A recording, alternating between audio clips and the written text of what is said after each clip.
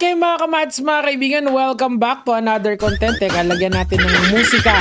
Okay, so pag-usapan po natin itong Tambay Cup na Zubel. Parang ano to DLSU X Tambay collab. Actually, let's be specific here. Ang kanilang kakolab dito ay yung mga alumni ng Tambay. Pero I'm not so sure kasi about sa legality nito, and I'll explain why. Okay? Kasi of course, if everything is above board, meaning to say, ang DLSU ay nag-agree dito sa collaboration na to, wala namang problema. So, bago yun siguro, ikwento muna natin yung context nito and paano kayo makakapag-avail nito. Alright, so after nung drama na to, biglang may nagpinost si Pio. Sabi niya ganun dito.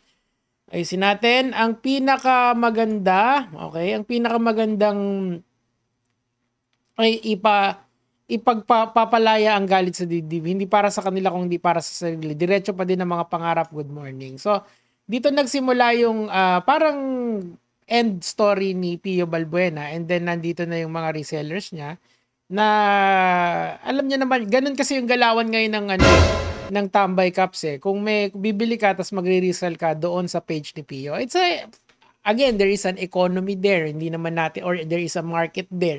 Hindi naman natin pwedeng i-invalidate yon. Kung kumikita sila doon, then good for them. Palakpakan tayo. Diba? Now, ito, meron siyang sinabi dito. Teka lang, naglo-load.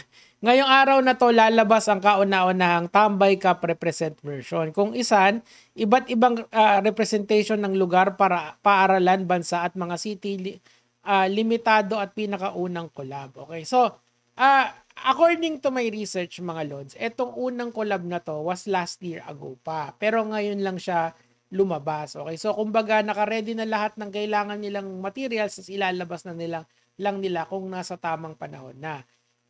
I was mentioning this sa inyo dun sa mga content ko na baka maglabas lang yan ng bagong merch. And lo and behold, eto na yun. Diba?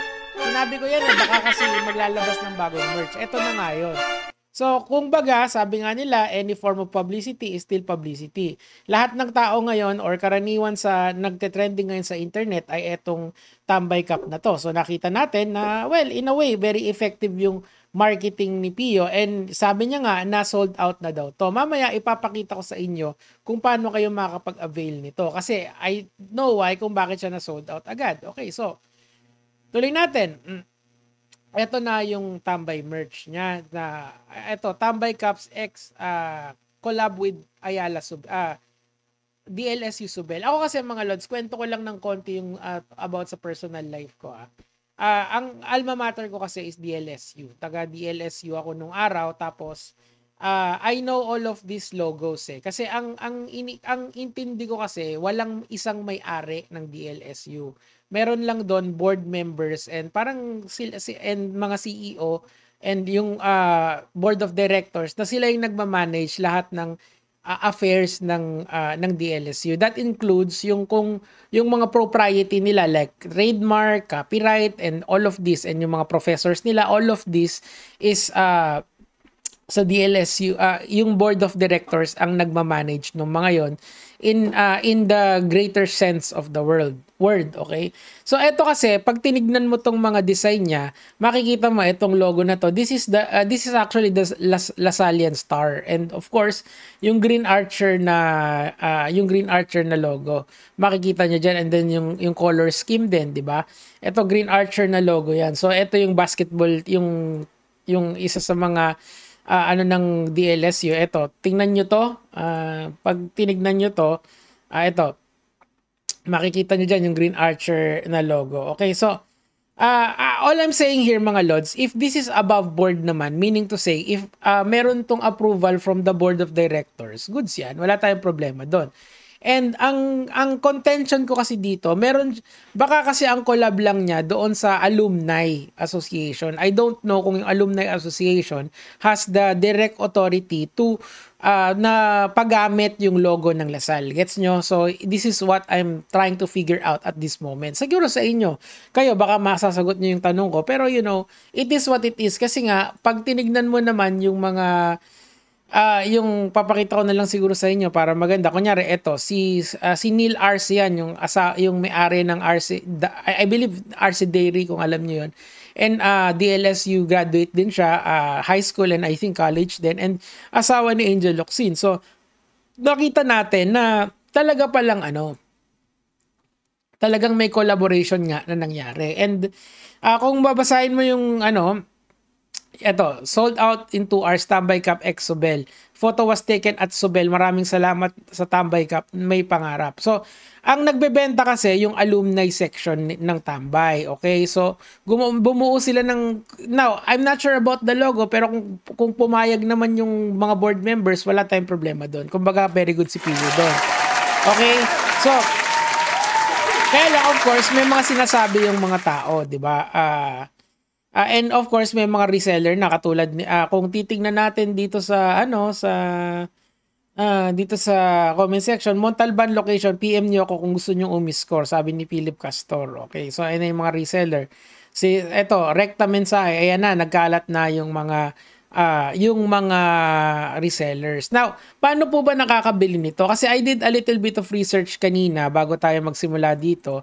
And nakita ko mga lods na ano to ganito, teka, papakita ko na lang siguro mas maganda kung makita nyo kung paano to bilhin. Okay, so eto po yung page kung saan nyo dito, siguro mas maganda kung dito natin ilalagay. So, alumni homecoming siya. So, para umorder ka, kailangan mo munang bumili nung ticket nito for the Grand Alumni Homecoming. Tapos, makikita nyo yan. Ito yung mga, host De La Salle Alumni Association, DLZAA, and Zobel 2K, DLSE Batch 2000. O, yan. So, ayan. Let's tambay at Zobel. So, ayan. So, ang theme kasi nila is tambay. So, kaya may tambay cup. So, mga tambay ng Zobel to or yung mga yung mga tao doon. So dito makikita natin dito na pag bumili ka ng Tambay Cup dito, meron ka ng ticket for the event. So malamang maraming pumunta diyan, and syempre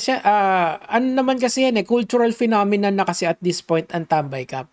Whether you like it or not, kahit na anong sabihin na downfall ng ibang tao diyan, meron pa rin siyang cultural significance sa ngayon kasi pinag-uusapan natin Siguro cringe sa iba, pero still hindi natin take away yung pagka-fame niya or infamy niya na tinatawag, di ba? To be fair kay Pio, kasi nga, bukod sa alam na siya ng mainstream media, umabot na siya dun sa mga tao na hindi naman target market talaga ng simula ni Pio, correct? Kasi ang usual na target market ni Pio ay yung mga literal na tambay at saka yung mga tao na nanonood ng content niya. Pero do you expect na yung mga laking Zobel is going to watch yung mga vlogs ni Pio? I don't think so. Pero since yung fame na nakuha ni Pio has already crossed that border, he is bigger than what he is right now. So I don't think that this is a sign of someone who had a downfall. I think it's just anong tawag nila doon? Yung curse of fame na tinatawag. Kasi di ba pag sikat ka, may mga galit sa'yo, meron din namang mga taong gusto sa'yo. And meron din naman nakilala ka lang kasi sikat ka. That is just how fame works, mga kamatis, mga kaibigan. And congratulations kay Pio kasi I do believe na nagkaubusan na dito. Kasi when I tried to buy this, pwede ka pa naman kumuha, kaso nga lang may guaranteed seating na tinatawag. Okay, so nasa sa inyo yan kung gusto nyo bumili. Kaso hindi naman ako taga DLSZ Zobel, taga main ako sa Taft, DLSU Taft ako doon ako gumraduate. So I would say na hindi ako parang awkward naman kung bibili lang ako for the sake of the Tambay Cup. Of course, I would rather give that slot to the people who would attend kasi sila yung mas may sila yung mas may say doon. Okay, so pumunta naman tayo dito sa comment section nito kasi kita mo hinahaha naman siya ng hinahaha. Ayan, Tamban. Enrile, ganyan, swap sa Tamban, rekta mensahe. Ayan, pero nabibilib din ako dun sa mga resellers niya kasi talagang hindi sila tumitigil. Eto, meron pang graphics o reseller. Di ba? So, alam nyo, sobrang na talaga to. So, ito, may Kubuloy pa. Trade daw kay Kubuloy. So, talagang naka-penetrate na si Pio Balbuena sa mainstream media. Yun yung pinaka sigurong silver lining niya rito. Pero of course, Sabi nga nung mga marami nang nakikringe kay Pio, pero the thing is that's just how fame works. Sometimes ikaw yung kumakamada and sometimes ikaw naman yung kinakamada. Sometimes ikaw yung sumusuntok, sometimes ikaw yung punching bag. Sometimes you are Pio Balbuena na sobrang kilala na sa bawat sulok ng mundo. To think na yung mismong asawa ni Angel Locsin ay kumulab sa'yo, di ba? Ayan, si Neil Arce yan. So, eto yung DLSU Sobel, di ba? Tambay ng Sobel, ayan. So, tingnan natin. PM Montalban. Ayan, no? Parang gusto ko tuloy bumili. Tapos pag-giveaway natin, no? Bibili ko yung sarili ko tsaka si Dan Suliman, no? Wala akong pera! Wala akong pera! Ang mahal na daw. Kasi nga, well, eto po yung latest update ngayon, mga Lods. Kasi, nung chinek ko yung page ni Pio Balbuena, sabi niya dito, pumalo na ng 2,500 to 3,000 in just one day. So, kung bumili ka doon sa portal ng DLSU Sobel, 1,700 na siya. Ngayon naman, 2,500 na to 3,000. Almost double na yung presyo, di ba? Kasi nga, it's sought after for the meme. Siguro ako, would I spend 3,000? Well, depende. Depende kung may magbibigay ng pera. Wala akong kita ngayon. Nakita nyo naman yung mga views ko eh. Cancelled na nga daw ako eh. Di ba? Pero, I mean, it's up to you. Bumili na yan, hindi taas ang resale value. Mura lang po ang tambay, nagmamahal lang.